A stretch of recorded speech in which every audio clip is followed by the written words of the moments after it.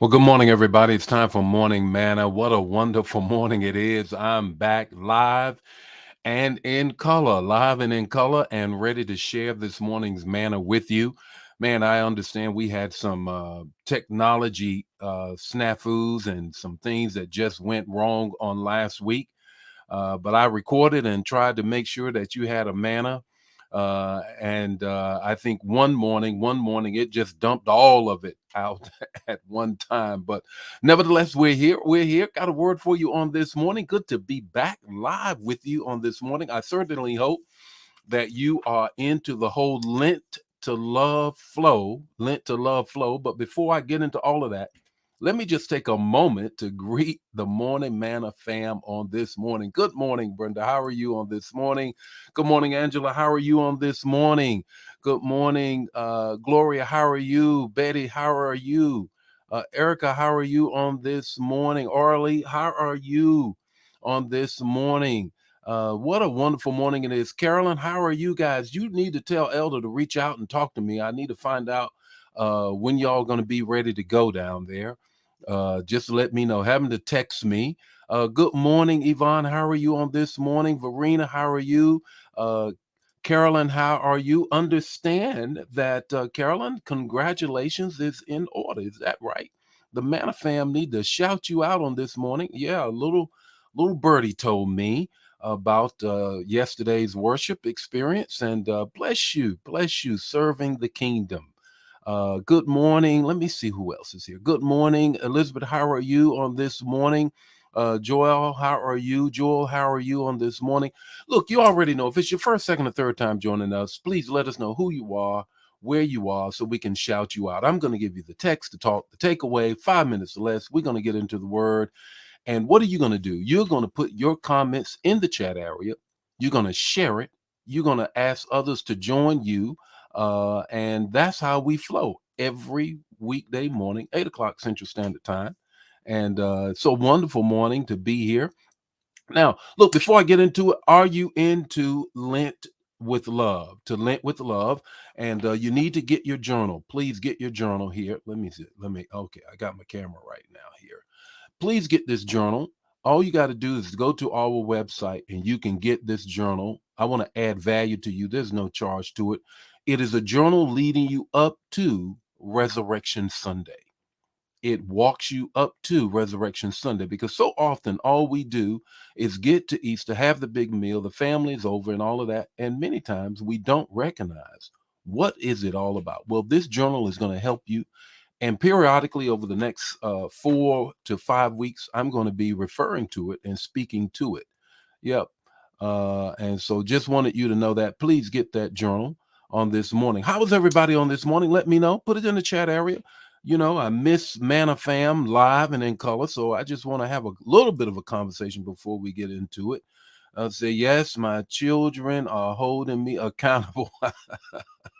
Did you write your contract? This week, you're writing your contract. You're writing your contract as to what you're going to put down, the activity and the food. And then the following 4 weeks is going to be all about putting the metal, you're putting your foot to the metal on that and actually carrying it out. So as we get going, I just want to ask you very quickly though, what is it that you are planning on denying yourself so that you can get close? Now, remember, it's not that you're stopping something; you're starting something. Don't look at it as I'm stopping something. You're starting something. You know what I'm saying? You're starting something. So what is it, Erica? You said I'm giving up yelling. Okay, that's good. That'll be a good thing. Come on out of that whole flesh. And French fries. What a combination. Yeah. So it's not what you're stopping, is what you're starting. It's not what you're stopping, but it's what you're starting. Power was out for 4 days. I'm back home. Oh my God. Wow. Glad you're back. Glad you're back. Good morning, Tally Tally. How are you on this morning? Look, let's get into the word. Let's get into the word on this morning. The text to talk, the takeaway. Let's talk about this morning fat fillers, fat filters, fat filters. Put that in the chat area. Fat filters. How are you going to get rid of the fat in your spiritual diet? How are you going to get rid of the fat in your spiritual diet? Now, yesterday, PG2 preached and talked about soul food. Yesterday, he talked about soul food. I'm piggybacking on that message yesterday with fat filters, getting the fat out of your spiritual diet. The text is this: Hebrews 12 and 1. Lay aside the weight. There's the word right there. Lay aside the weight and the sin that so easily beset you. Lay aside every weight and the sin that so easily beset you, that holds you back. It's right there in the word. What do you do with the fat filters in your spiritual diet? First thing is this. First thing is this, is that you need to deal with the fear in your life. I'm going to give you the acronym of FAT. Deal with the fear in your life. What do you mean by that? He says he's not giving you a spirit of fear, and it is a spirit, but of love and a power of sound mind. Understand this. What grows fear is ignorance. What eliminates fear is knowledge. My people perish for lack of knowledge. When you don't have knowledge, you become fearful.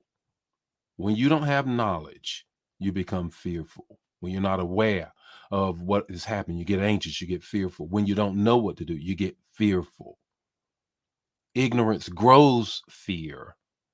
Knowledge eliminates fear. My people perish for lack of knowledge. Here's the next thing that you need to grab a hold of is average. Average. Average.